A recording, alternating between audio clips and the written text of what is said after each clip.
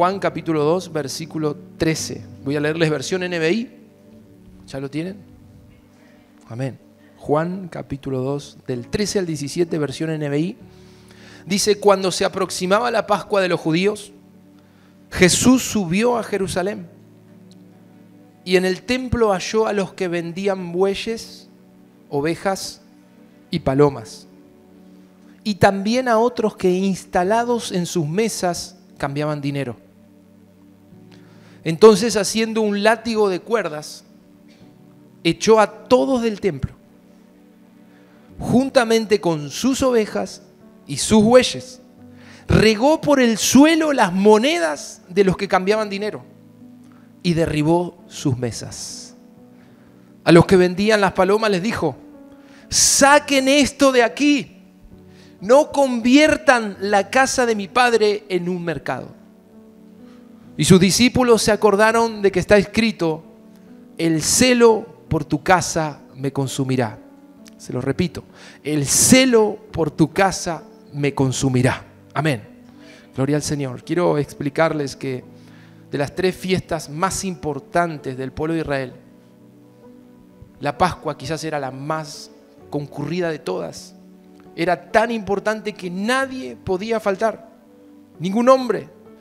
De hecho, quizás solo se podían excusar cuando tenían una enfermedad o cuando tenían una cierta discapacidad que no les permita llegar hasta Jerusalén, porque la Pascua se celebraba en Jerusalén. Quiero que entendamos un poco el contexto para entender lo que hoy la palabra nos quiere hablar. La realidad que cuando llegaba la Pascua para los judíos era multitud de gente por todos lados. Cuando uno caminaba en las calles de Jerusalén, los peregrinos eran invadidos por los que salían a venderle cosas. No sé si han conocido algún lugar en Argentina. Yo estuve, y aún una vez me acuerdo allí en la frontera, la triple frontera, ¿no? En Brasil, Paraguay, Argentina, en la Ciudad del Este. Me acuerdo, me quedé impactado por cuando crucé ese lugar, lo que era la gente, prácticamente los comerciantes te atropellan en la calle para venderte cosas. Algo así sucedía en el tiempo de la Pascua. Quiero que entiendan esa realidad. La gente estaba saturada. Los peregrinos estaban saturados de tanta gente queriendo venderles animales. ¿Por qué vendían animales? Porque como los judíos venían de muy lejos, para no venir con sus ovejas y sus bueyes, que literalmente eran para el sacrificio, para poder presentar sus ofrendas en la fiesta de la Pascua, había gente que les vendía esos animales. Era más fácil para un judío comprar esos animales. Entonces había oferta y demanda todo el tiempo en la ciudad. Y cuando llegaban al templo, había una zona del templo, un sector del templo conocido como los atrios exteriores, que estaba especialmente era para los gentiles, ni siquiera lo utilizaban los judíos. Allí era muchísimo más la concentración de comerciantes y de gente trabajando. ¿Para qué? Para poder vender los animales, como dice aquí la palabra, vendían palomas, vendían lo que eran bueyes, ovejas, para poder presentar el sacrificio. Y también se instalaban lo que eran los cambistas. Eran hombres que estaban ahí vendiendo, haciendo el intercambio de monedas extranjeras, porque el templo tenía su propia moneda, que era el siclo. Se usaba en el santuario, entonces necesitaban traer las monedas que traían de afuera, cambiarlas para poder usar el siclo si había que hacer alguna ofrenda con monedas.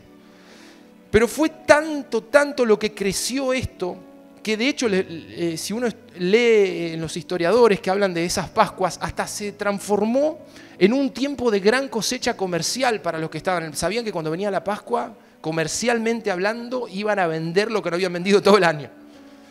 Y de a poquito la fiesta, que era una fiesta santa para el pueblo de Israel, comenzó a torcerse de tal manera que se olvidaron la esencia de lo que era esa fiesta. Estaban más preocupados en que no les falte el animal que querían sacrificar, en cómo iban a cambiar las monedas y que a dónde tenían lugar para hospedarse. Se habían torcido. De tal manera que aún el templo se vio invadido por todo este comercio. Y más que un templo parecía una casa comercio, un lugar, un mercado, literalmente como funcionaban los mercados, donde la gente compraba, vendía. En ese contexto Jesús llega al templo. En esa situación Jesús llega al templo y se encuentra con esa realidad y despierta algo en él que al final del pasaje leímos, y los discípulos entendieron que lo que se había despertado en él era algo que nunca habían visto, y se llama celo por el Señor. Celo por el Señor. En este caso, celo por la casa, el celo por el templo, el celo por la casa de Dios. lo enardeció a Jesús de tal manera que yo creo, si me permiten, yo creo que los discípulos lo desconocieron. No por ser un iracundo. Entiéndase bien el pasaje. De hecho, hay muchos predicadores que hablan que el pasaje nos dice que Jesús preparó, trenzó, con unas sogas trenzó y hizo un látigo. O sea, que no fue un arrebato de ira, que él se volvió loco y empezó a tirar todo. No, él preparó esa trenza. Hubo un tiempo donde él preparó esa trenza. No fue un impulso, fue algo mucho más elevado que lo que es un momento de ira que podemos quizás interpretar al leer el pasaje. Porque claro, uno lee la imagen, o ve, mejor dicho, la imagen de lo que se está describiendo en el pasaje, e imagina una película de acción. Imagina un Jesús entrando a ese lugar y prácticamente parece desenfrenado, parece como sacado de quicio, ¿no? Pero yo creo que estaba bien premeditado lo que él estaba haciendo, pero realmente fue una escena fuerte. Quiero que entiendan que él no golpeó a nadie ni agarró, porque siempre que hablamos de estos pasajes, algún hermano se siente identificado. Ah, esto me gusta, pastor, ya estoy preparando la trenza, el látigo, ¿a quién hay que darle? Dijo uno. No, ese no es el sentido del mensaje, amén. Dígame amén. Aquí hay un celo del cual yo quiero hablarte. Quiero hablarte de este celo por el Señor que Jesús nos manifestó en ese lugar. Si uno lee los detalles de cómo fue, dice que, no sé la versión que ustedes tienen, pero la que les leí, la NBI, dice que echó los animales de ese lugar, los soltó, los sacó fuera. Imaginen que fue un momento también de mucha autoridad, porque podrían haberlo agarrado a él y decir, ¿y este quién es? ¿Que nos está rompiendo el negocio? No, algo lo investía a él, que eso se llama autoridad. De hecho, el látigo que él tenía, más que para golpear, era una señal profética de juicio, de enojo de Dios. El judío sabía que el látigo del castigo de Jehová era símbolo de ese castigo, de decir, ¿qué pasó en mi casa? Él golpea, no sé, la Biblia nos dice que saca los animales en un momento muy fuerte. Incluso describe el pasaje que las mesas de los cambistas fueron dadas vueltas y regó de monedas todo el lugar. ¿Ustedes se imaginan ese momento? Qué escena tan fuerte. Vuelvo a decirles, yo creo que los discípulos, ellos que habían estado como Juan, por ejemplo, que es el que escribe, en el regazo de Jesús, recostado en una enseñanza, escuchándolo suavemente, decía, ¿es el mismo? ¿Es el mismo el que estoy viendo hoy que el que yo recostaba sobre su pecho ahí escuchando su enseñanza? ¿Es el mismo? Sí, es el mismo. Yo quiero que hoy veas también a este Jesús, que es tu Señor y que es tu Maestro. Y que podamos como iglesia incorporar ese celo. Preguntarme en primer lugar, ¿yo tengo ese celo? ¿Está eso en mí? ¿Para qué sirve, pastor, ese celo? Me da lo mismo tenerlo o no tenerlo. Yo quiero hablarte hoy del riesgo que hay y lo peligroso que es cuando la iglesia pierde ese celo. Cuando la iglesia lo pierde. Porque, ¿sabes? El celo, para que entendamos qué tiene que ver esto con nuestra vida, Jesús hizo esta escena donde el celo de Jehová actuó en él y él limpió el templo y reclamó la limpieza de su templo. Eso tiene que ver con nuestra vida cuando vemos que somos, lo que dice la Biblia, somos templos del Espíritu Santo. Somos templos de Jehová. Él habita en nosotros. Tal vez hoy no estoy hablando que vengas con un látigo a querer limpiar la iglesia. Quiero que te mires hacia adentro y que puedas decir, ¿qué tal está actuando el celo de Dios en mi vida? Porque si había algo en ese celo divino en Jesús, es que ese celo justamente vino para marcar algo. Él no quería que los hombres, los que le amaban a Dios, se enrieden en cosas mundanas. Estaba el mundo metido en la iglesia. Y quiero que me entiendan cuando hablo de mundo. Yo aquí quiero leerles la explicación. Mundo tiene que ver, ahora voy a leerles un pasaje con la palabra cosmos. ¿Saben qué quiere decir cosmos? El cosmos, que se traduce a veces el universo, el mundo, la tierra, pero quiere decir el sistema ordenado, algo que está ordenado.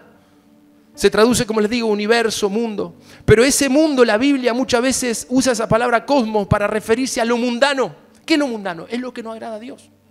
Es lo que nos separa de Dios. Y que está metido en el templo. ¿En qué templo, pastor? ¿Allí en Pueyrredón 265? No. En tu vida y en la mía. Ese es el templo. Se vino ajustado el pastor, se vino con los botines de punta. No teman, iglesia.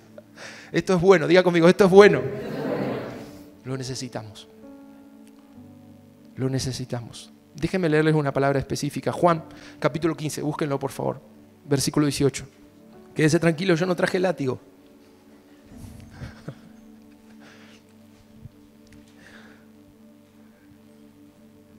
Juan 15, 18 y 19 dice, si el mundo los aborrece, tengan presente que antes que a ustedes me aborreció a mí, dice el Señor. Si fueran del mundo, el mundo los amaría como a los suyos, pero ustedes no son del mundo. Hagan así conmigo, no son del mundo, sino que yo los he escogido de entre el mundo, por eso el mundo los aborrece. En la versión NTV me gusta porque dice, ahí en el 19, la segunda parte, dice, ustedes ya no forman parte del mundo. Yo los elegí para que salieran del mundo, por eso el mundo los odia. Claro, cuando uno habla estas palabras, a mí me da gracia porque a veces se escucha por ahí, ¿no? Dice, no, hermano, no, pastor, lo que pasa es que el hermano se fue al mundo. Y parece como que se fue a otro planeta, ¿no? Y da gracia, o no, lo que pasa es que los mundanos son terribles. Suena raro decir así, somos todos de este planeta, vivimos en el planeta Tierra, amén. Pero quiero que entendamos bien el concepto. Jesús mismo habló del mundo como refiriéndose a lo terrenal, a lo que nos lleva a pecar, a lo que nos aparta del Señor, lo que enfría nuestro corazón. Y justamente lo que hoy yo vengo a hablarte de parte del Señor es lo que te va a librar de todo lo que el mundo puede producir en nosotros. Y eso se llama celo por el Señor. Es lo que Jesús tuvo cuando Jesús entra a ese templo y olfatea el olor a mundo que había ahí. El lenguaje que había ahí adentro era un lenguaje comercial, mundano. Había oferta y demanda. Nadie estaba pensando en adorar a Dios. Estaban peleándose por el mejor animal quizás ahí adentro. Y Jesús se enardece con ese celo divino. ¿Para qué? Para atacar directamente lo que era mundo en el corazón del pueblo de Dios en ese momento. El celo del Señor saca el mundo de tu corazón. Escucha esto, el celo del Señor hace lo que ningún pastor puede hacer. Es sacar el mundo de tu corazón y del mío. A veces hasta un padre y una madre quieren a su hijo adolescente enseñarle que no ame el mundo, que no ame las cosas de este mundo, entiéndame bien. Y ni siquiera un padre y una madre lo pueden lograr. Pero cuando Dios toca tu vida, cuando el celo del Señor se enciende en tu corazón, va a quitar el mundo de tu corazón. No lo vas a anhelar. Y vas a poder despegarte de todo lo que este mundo te ofrece. No lo verás como una oferta, sino que sabrás que detrás de esa oferta hay muerte. ¿Se entiende bien cuando hablo de mundo, mis hermanos? ¿Se entiende? Alguno que no entendía bien dijo, pero pastor, la palabra dice que Dios amó al mundo. Sí, Él ama a toda la humanidad, amén. Y nosotros también tenemos que amarle, pero no lo mundano, no lo que se practica en la oscuridad, no lo que desagrada al Señor, porque eso, ¿saben qué? Es lo que nos lleva a pecar, y el pecado fue lo que llevó a Cristo a la cruz del Calvario. No es juego, no es juego. El pecado mata, el pecado se paga con muerte. Y uno a veces coquetea sin darse cuenta y le deja entrar al mundo al corazón. Y tenemos que entender hoy lo grave y lo peligroso que es. Tenemos que de alguna forma protegernos, no estar a la defensiva, pero sí darle lugar al celo del Señor que va a caer en esta noche sobre nuestras vidas. ¿Amén? Miren, en Primera de Juan, quiero ampliar la enseñanza. En Primera de Juan, capítulo 2, versículo 15. Acompáñenme. Si no se los leo para ir avanzando, porque tengo varios pasajes. Primera de Juan 2:15, el mismo evangelista Juan, el que escribe el Evangelio de Juan, escribe esta carta. Miren cómo él tiene metido el concepto, ¿no? Quien había sido discípulo muy cercano de Jesús. Nos enseña ahí en 1 de Juan 2:15, la NTV, no amen a este mundo, ni las cosas que les ofrece. No amen a este mundo, ni las cosas que les ofrece. Porque cuando aman al mundo, no tienen el amor del Padre en ustedes. Yo no se los voy a explicar, porque es muy drástico el pasaje. ¿Qué quiere decir, pastor? Que si yo tengo interés por las cosas del mundo, ¿no tengo el amor de Dios? Yo quiero explicarte cómo aquí hay algo muy confrontado. Juan dice, si estás amando el mundo y el mundo te seduce todavía, hay algo que te falta. Porque cuando el amor, y le leo en la otra versión, dice, el amor al Padre está en ustedes, pueden rechazar lo que el mundo ofrece. Les leo, 1 de Juan, el mismo pasaje, pero en la BHTI dice, no se encariñen con este mundo, ni con lo que hay en él. Porque el amor al Padre y el amor al mundo no son compatibles. Digan conmigo, no son compatibles. ¿Qué quiere decir? Ese amor al Padre es el celo que te estoy hablando hoy. Jesús tiene tanto celo por Dios y un amor tan devoto por el Padre, ese es el amor que hoy te estoy hablando, que se da cuenta que el mundo está metido en la iglesia y Él se enardece por ese amor que siente por el Padre. Dice, esto no es la iglesia, esto no es el templo, ¿qué está pasando? Y en un momento fuerte empieza a revertir todo allí para darnos una enseñanza. ¿Cómo actuar frente a las cosas de este mundo? ¿Cómo hacer cuando el mundo se metió en nuestro corazón? Jesús ardió en ese celo, y ese celo muchas veces en la Biblia literalmente se traduce como celo y se traduce como amor por Dios. Un amor fuerte, de raíz, muy real, muy arraigado, que nos lleva a decisiones radicales, a cortar con lo que nos está destruyendo. Ese es el amor que hoy quiero hablarte, ese celo. El celo que la iglesia necesita para enfrentar lo pesado que este mundo ofrece hoy, que está ahí al alcance de la mano. En un segundo tenemos cualquier cosa para consumir de lo que es de este mundo y corromper nuestro corazón, que es lo que Satanás quiere. Satanás quiere que vos abraces el mundo, que te le des lugar. Total, no pasa nada, pastor, no pasa nada. Yo no tengo problema, yo lo manejo. ¿Escucharon eso? No manejas nada. Deja que el Espíritu Santo maneje tu vida, se lo digo por experiencia. Nadie puede manejar nada. Él es el único poderoso que puede manejar nuestra vida. Cuanto más piensas que tienes el control de algo, es donde menos tienes el control. Es donde menos lo tienes. No lo tienes. Por eso es tan interesante este pasaje drástico de Primera de Juan, donde ahí el apóstol nos dice, no amen el mundo, no se encariñen con lo de este mundo. Todo lo que el mundo te da, si leen todo el pasaje, dice, va a pasar. Pero lo que Dios da es eterno. Su presencia, su palabra. Y quiero ampliarles más aún. Vamos a leer Primera de Reyes, capítulo 19, versículos 9 y 10. Miren, ahí vamos a ver a Elías. Recuerda lo que te dije hoy. El celo del Señor es lo único que va a sacar el mundo de tu corazón. Es el celo del Señor. Ese amor a Dios, real, genuino y que esté vivo dentro tuyo, quitará el mundo de tu corazón. Primera de Reyes 19, le dije del 9 al 10, quiero mostrarles ahí a Elías, un hombre parado en la presencia del Señor, un hombre que sirvió a Dios con gran pasión. Dice, allí pasó la noche en una cueva. Más tarde la palabra del Señor vino a él. ¿Qué haces aquí, Elías?, le preguntó.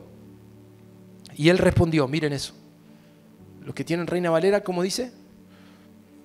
He sentido un vivo celo por ti, Señor. Aquí esta versión dice, me consume mi amor por ti, Señor. Me consume mi amor por ti, Señor.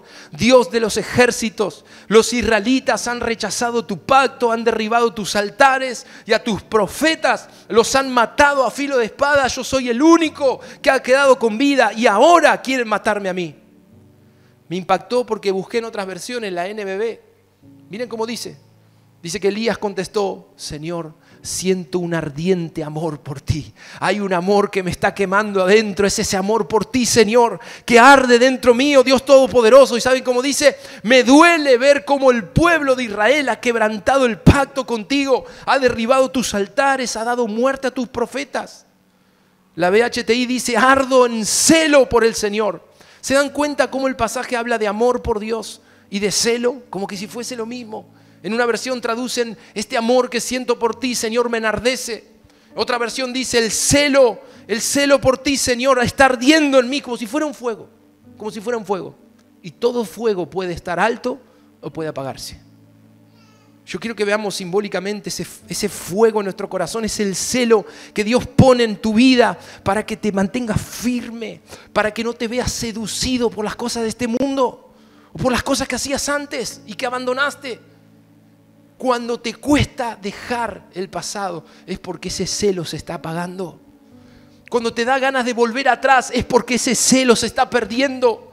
No es algo que, como les decía, que ni los pastores podamos provocar en cada uno de ustedes. Es algo que el Espíritu Santo en forma sobrenatural provoca en los que le buscan, en los que quieren agradarle. Dios te da un celo y vas a sentir a veces hasta cierta, no sé cómo decirlo, un enardecer o un dolor, como dice aquí Elías. Yo siento dolor, Señor, por los que rompieron tu altar. Dicho hoy en el lenguaje actual, Señor, me duele los que no te quieren buscar, los que te dan la espalda. Le has dado un poco de bendición y dejaron de buscarte. Corrieron tras las cosas en vez de amarte a ti, que eres la fuente de todas las cosas. Elías siente dolor. Eso lo provoca el celo por el Señor. No está mal que lo sientas. Yo a veces lo digo esto en la consejería, hablando. A veces uno siente como un dolor por la familia, por quienes no se rinden ante el Señor. Yo quiero animarte. No está mal que sientas esa pena. Pero el punto está en cómo manejes, escucha, cómo manejes ese dolor y cómo lo canalices. Esa pena, esa angustia, a veces esta angustia. Si es el celo del Señor lo que está provocando eso, eso te va a llevar a orar y a clamar desgarradamente hasta ver la respuesta. Va a traer frutos. Pero si es una pena y una angustia puesta por Satanás, eso no te lleva a cosas buenas. ¿Se entiende lo que digo? Cuando la angustia, la carga viene, a nosotros nos pasa como pastores, a algunos de ustedes, el Señor nos pone una carga y sabemos que necesitan del Señor. Y a veces nos ha pasado que le preguntamos, ¿cómo andás? Bien, pastor, bien, todo bien. Todo bien, perfecto. Y yo le creo más al Espíritu Santo que a la persona, créame que es así. Al poco tiempo sé que estaba pasando una prueba muy difícil. Cuando el Señor nos pone una carga en el corazón, sabemos que la persona está pasando un momento difícil. ¿Y eso por qué viene? Es por el celo por la iglesia, el celo por el Señor. Y eso lo puedes tener también vos en tu vida.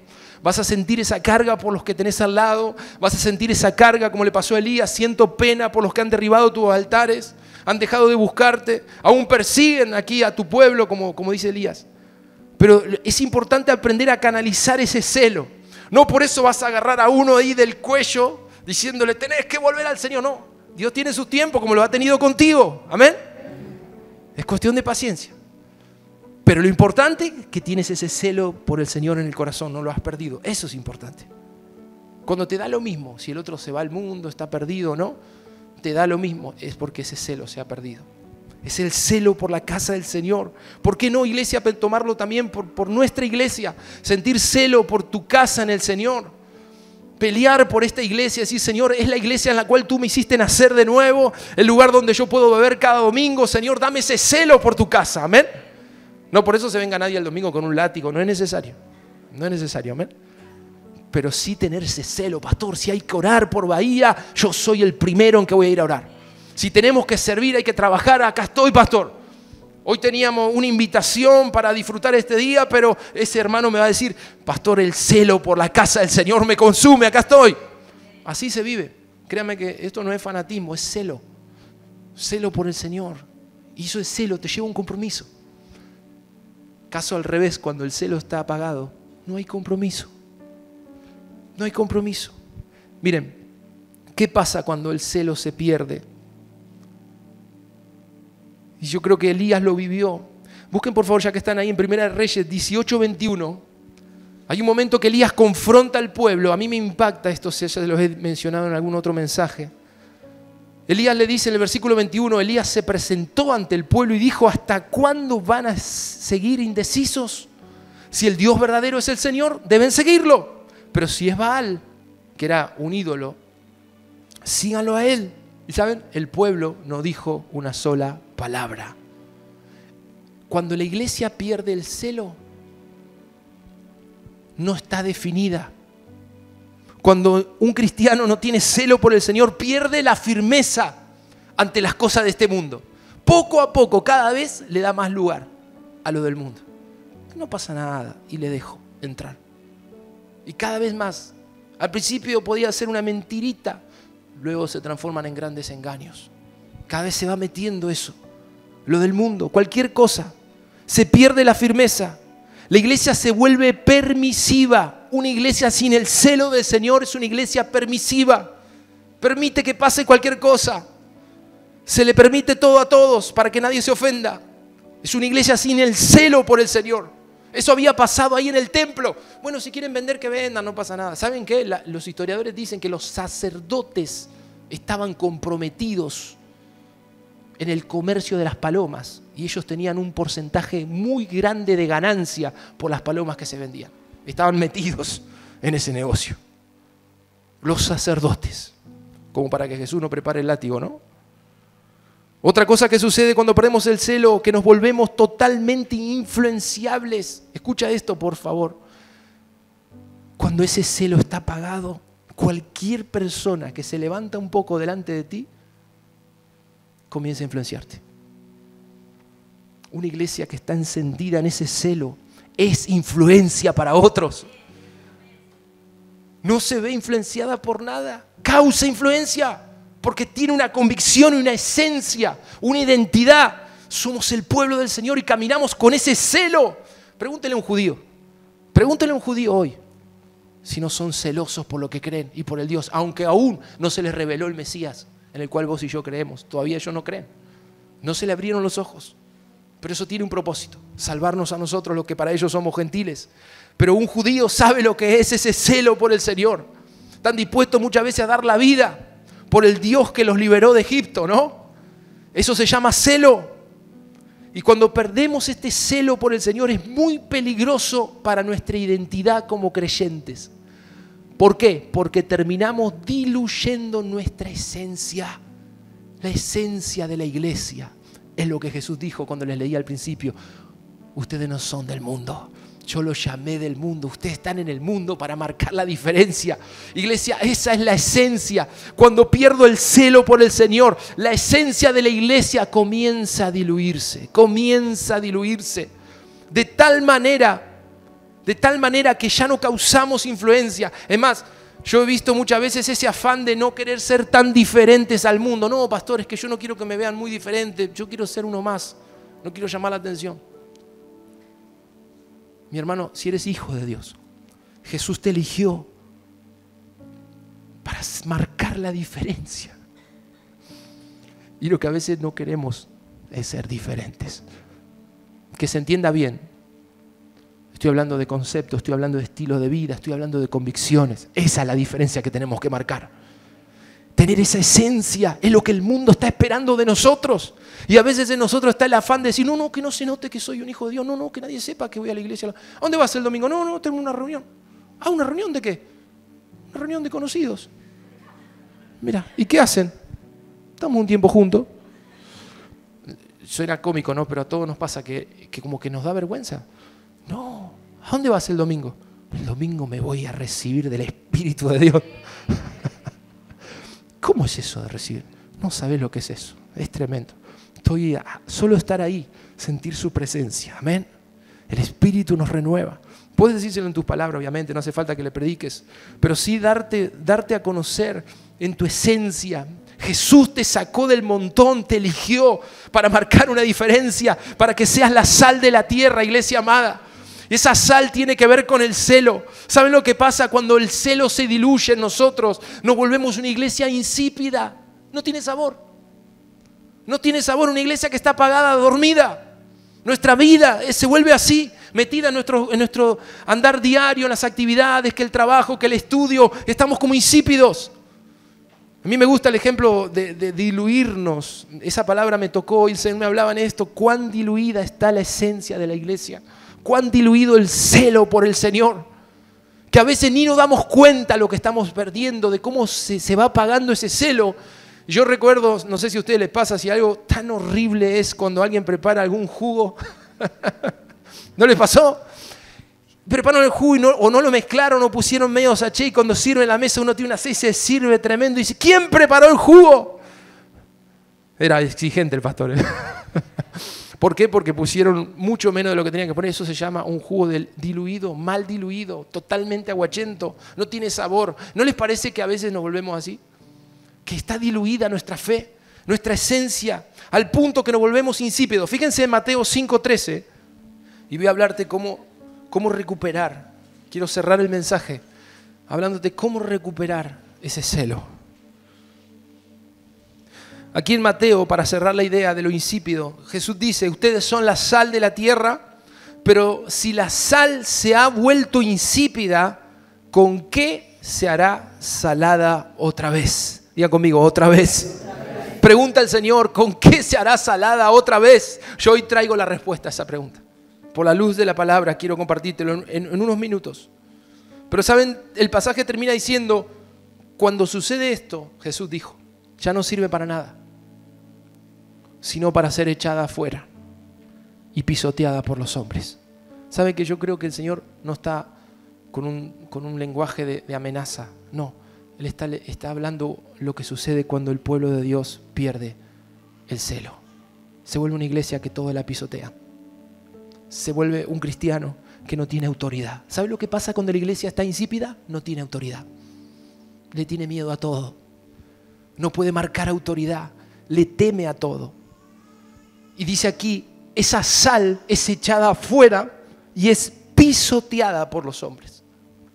Cuando el celo por el Señor se pierde en tu corazón, el mundo entra y ¿sabe lo que hace ese mismo mundo que te seducía? Comienza a pisarte, comienza a humillarte. ¿No le ha pasado? ¿No han visto nunca algo así? Donde uno da un paso atrás, retrocede, son los primeros que están para golpearte. Ah, ¿no ibas a la iglesia vos? Ah, ¿no era que vos me predicabas? Mirá lo que estás haciendo ahora. Y eran los que te invitaban a hacerlo. ¿Se entiende lo que estoy diciendo? ¿Sabe dónde te quiere el enemigo? Te quiere en el suelo para pisarte. Discúlpeme que sea tan brutal en lo que digo, pero es lo que dice la palabra. El enemigo quiere que la iglesia pierda la sal, que la iglesia pierda el celo. ¿Para qué? Para que cualquier persona en este mundo la pueda pisar y humillar. Y no ser cabeza como Dios quiere, sino una cola, estar abajo y no arriba como Dios quiere. Pero cuando el celo está encendido, Dios te pone por cabeza. ¿Sabes por qué a veces no estás arriba y todavía estás abajo? Porque tiene que arder ese celo por el Señor. Definí tu vida ahí donde estás, en tu trabajo, donde estudias, que sepan bien. Me acuerdo el otro día, escuchaba un devocional del pastor Gustavo, que él decía cuando él trabajaba en la obra, que lo primero que hacía, porque el ambiente de la obra no es fácil, no es un ambiente cristiano, digamos. Y él lo primero que hacía es darse a conocer como hijo de Dios. Todos sabían que él era un cristiano, todavía no era pastor. Qué bueno es esto, ¿no?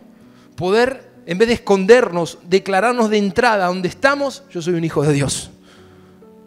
Soy un hijo de Dios. Recuerda, el celo por Dios te va a librar de esa condición donde todos terminan pisoteándote. Es todo lo contrario, lo que el Señor te hará es ponerte arriba y no abajo. Pero aviva ese celo, tiene que ver con tus convicciones, tiene que ver con las decisiones que día a día vas tomando. Primero el Señor, primero el Señor, primero el Señor. Eso se llama celo. Eso es celo por Dios. Y saben, a esta pregunta, ¿con qué se hará salada otra vez? ¿Con qué se hará salada otra vez la sal? Acompáñenme en Apocalipsis 3, versículo 19. Si perder el sabor y volvernos insípido, hoy lo comparamos con perder el celo. Perder ese celo por Dios. ¿Cómo recuperarlo? ¿Cómo recupero ese celo, pastor? ¿Cómo vuelvo mi corazón celoso por Dios otra vez? ¿Cómo recuperará la sal otra vez su sabor? Hay una palabra que no nos gusta mucho. Es un poco larga, tiene varias letras. Y se llama arrepentimiento. Arrepentimiento. Arrepentimiento. El arrepentimiento hace que la iglesia recupere el celo. Ah, no, pastor, no me gustó esa salida. ¿Quieres ser salado? ¿Quieres estar arriba y no abajo? ¿Quieres recuperar esa sal? Hay cosas que debemos arrepentirnos. Hay cosas que debemos arrepentirnos. Allí Apocalipsis me impactó. La Biblia de las Américas, ¿saben? Dice, yo reprendo y disciplino a todos los que amo, como un buen padre, ¿no? Yo corrijo a los que amo. Y dice, sé pues celoso y arrepiéntete. Te lo digo otra vez, sé pues celoso y arrepiéntete. Sé pues celoso y arrepiéntete. Ese es el consejo bíblico hoy. El celo de Jehová vuelve a nuestra vida cuando clavamos la rodilla y decimos, Señor, me enfrié, perdí ese celo. Le di lugar al mundo en mi corazón. Las cosas de este mundo están metidas adentro mío otra vez. Quiero recuperar el celo. Arrepiéntete. En Apocalipsis 2, ahí lo tienen cerca, habla del famoso pasaje de la iglesia de Éfeso. Versículos 4 y 5.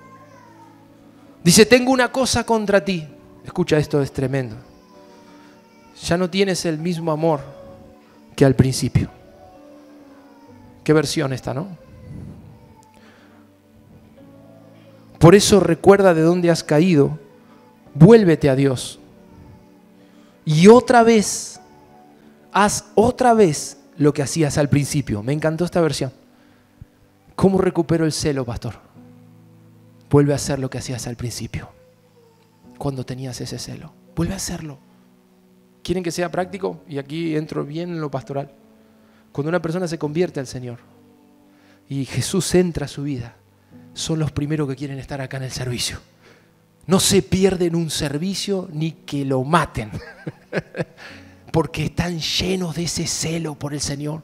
Quieren estar aquí primero, en las primeras filas. Señor, ¿cuándo empieza el servicio? Quiero oír una palabra. Son los primeros que están aquí adelante para que les oren, porque hay un celo. Y esas son las obras que hay que recuperar, que hacíamos al principio, mi iglesia amada.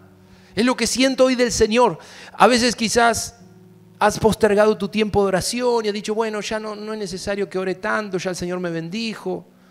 Voy a buscar al Señor los fines de semana, porque en la semana tengo mucho estudio, trabajo mucho. Traigo esta palabra del Señor. ¿Quieres el celo? Ese celo de Dios otra vez. Vuelve a hacer lo que hacías al principio. Vuelve a hacer lo que hacías cuando comenzaste a caminar con Jesús. Un corazón simple, abierto a Dios, dispuesto a ser enseñado. Recupera eso otra vez y la sal volverá a tener ese sabor, volverá el celo. Cuando pasan los años que estamos siguiendo al Señor, a veces es como que ya perdemos eso que estaba al principio. ¿Por qué no hoy tomarlo de vuelta y decir, Señor, yo quiero eso de vuelta en mi vida, ese hambre, ese apetito? Muchas veces cuando Dios bendice nuestras vidas y nos da un poquito de lo que Él nos quiere dar, ya estamos como saciados y decimos, Señor, ya está. Y cambia el hambre, cambia el celo por el Señor, ya no es una prioridad. Es como un accesorio que tenemos. Bueno, voy el domingo a la iglesia y recibo. Pero cuando estabas desesperado en una situación urgente, fue Él el único que te extendió la mano y Él era lo único que estabas anhelando. Que no te distraiga todo lo que este mundo te puede dar. No te distraiga ni siquiera las bendiciones. Las bendiciones, mis hermanos, son hermosas, pero se acaban. Él no se acaba. Su espíritu no se acaba. Su presencia no se agota. Es un río constante y tienes que aferrarte a Él y dar gracias por lo que Él te da, y te va a dar mucho más. Pero aférrate a Él. Él es la fuente. No te equivoques, Él es la fuente. Y aviva ese celo por el Señor. Avivamos el celo por la iglesia, por su reino, por la ciudad de Bahía. ¿Qué estoy haciendo yo hoy? Podés preguntarte. Para que eso arda en Bahía Blanca. ¿Qué estoy haciendo para que la iglesia aún pueda llegar a muchos más en Bahía? Porque el Padre quiere a todos a sus pies salvados, amén, por la sangre de Cristo. Vamos a ponernos de pie en esta hora. Y quédate con esta palabra que dice aquí, lo que les leí en Apocalipsis 3:19. Sé pues celoso y arrepiéntete. Sé pues celoso y arrepiéntete. Ese celo que viene del Espíritu, hoy lo puedes recibir. Pero tiene que haber en nosotros una actitud de arrepentimiento.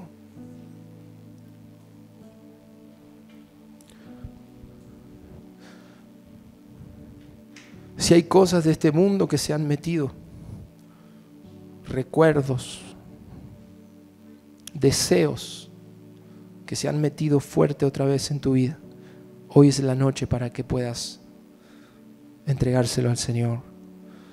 Esta es la noche que Él preparó para librarte de cosas que no creo que quieras vivir. El celo por el Señor te protege. Te protege. Cuando pierdes el celo por el Señor, pierdes el discernimiento. Te pasa que como que te confunden todas las cosas. No sabes bien qué es lo bueno y qué es lo malo. Pierdes ese discernimiento. Pero por eso esta noche, si estás en esa situación, decir, Señor, perdóname. Si yo tal vez digas, Señor, si yo he dejado ese celo a un lado, me enfrié. Señor, quiero recuperar ese celo en esta noche. Ven, Espíritu Santo, sobre los que se arrepienten. Vamos a adorar con esta canción que dice, haz arder esa zarza, ese fuego. Es el celo del Señor esta noche. Otra vez. Si lo quieres, adora en esta hora. Sí, Jesús. Sí, Jesús. Sí, Jesús. Presenta arrepentimiento delante de Él. Señor, límpiame en esta noche. Límpiame. Sí, Señor. Vamos, que se escuche.